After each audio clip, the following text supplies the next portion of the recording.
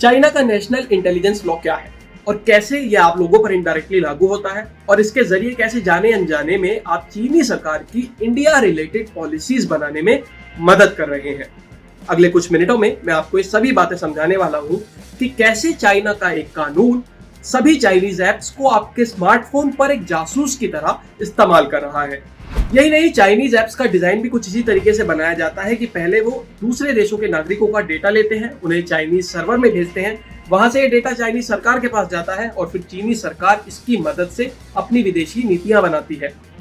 इन सभी बातों को मैं आपको इस वीडियो में डिटेल में समझाने वाला हूँ।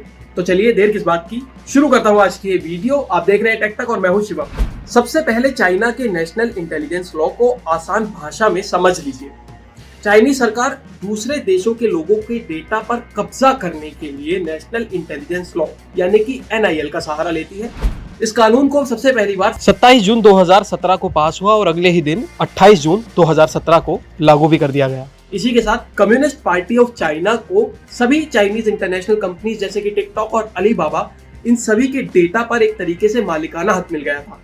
इस कानून के आर्टिकल 7 के मुताबिक सभी चाइनीज ऑर्गेनाइजेशंस और सिटीजन्स चाइनीज खुफिया एजेंसीज की मदद करेंगे और उनका समर्थन करेंगे।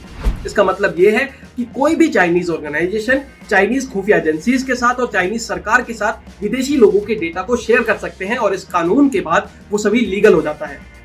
इसके बदले में चाइनीज सरकार ऐसी ऑर्गेनाइजेशंस को सपोर्ट करेगी और उनको सिक्योरिटी देगी। चीन के इसी कानून का आर्टिकल 9 कहता है कि जो भी सिटीजन या ऑर्गेनाइजेशन चाइनीज खुफिया एजेंसीज की बड़े लेवल पर मदद करेगा उसको चीनी सरकार अवार्ड्स देगी और उनको सम्मानित करेगी। इसके अलावा आर्टिकल 11 के मुताबिक चीनी खुफिया एजेंसीज ऐसे किसी भी फॉरेन ऑर्गेनाइजेशन या फिर सिटीजन्स के डेटा को इकट्ठा कर सकते हैं जो कि चीनी सरकार के लिए खतरा हो। और जाहिर सी बात है कि चीन सरकार के लिए खतरा कौन है ये भी डिसाइड सरकार खुद ही करती है। कुल मिलाकर इस कानून से चीनी सरकार किसी को भी खतरा बता के उसके डेटा को लीगली तरीके से हड़पती है। आर्टिकल 12 कहता है कि चीनी खुफिया एजेंसियां अपने मोटिव को पूरा करने के लिए वहां की किसी भी कंपनी के साथ मिलकर काम कर सकती हैं। इसका मतलब यह है कि आपको नहीं पता कि कौन सी चाइनीज कंपनी के एम्प्लॉयज असली हैं और कौन उसमें से एजेंट्स हैं। और भारत जैसे देश में जहां पर इतनी सारी चाइनीज कंपनी है वहां पर खतरा कितना बड़ा हो सकता है, इस बात से आप इसको समझ सकते हैं। आर्टिकल 14 कहता है कि चीनी खुफिया एजेंसीज को किसी भी चाइनीज ऑर्गेनाइजेशन या फिर किसी भी सिटीजन की जरूरत पड़ सकती है। इसका मतलब यह है कि चाहे कोई IT कंपनी हो या फिर कोई ई-कॉमर्स चाइनीज कंपनी हो या फिर कोई दूसरी कंपनी हो, कोई भी कंपनी चाइनीज खुफिया एजेंसीज के दबाव में बड़े ही आसानी से आ सकती है।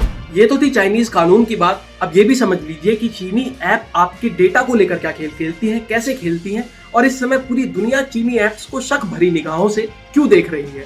जब भी आप कोई चीनी ऐप इस्तेमाल करते हैं तो वो आपसे सबसे पहले आपकी photos, videos, messages, phone book और लोकेशन की एक्सेस लेती है। परमिशंस मिलते ही डेटा माइनिंग का काम शुरू हो जाता है।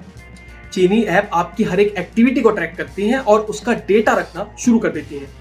आप ऑनलाइन कितना पैसा खर्च करते हैं और आपकी बाकी सभी एक्टिविटीज के डेटा से और आर्टिफिशियल इंटेलिजेंस की मदद से आपकी एक पूरी प्रोफाइल बनाई जाती है और फिर इस सारे डेटा को चाइनीज सरकार के साथ शेयर किया जाता है।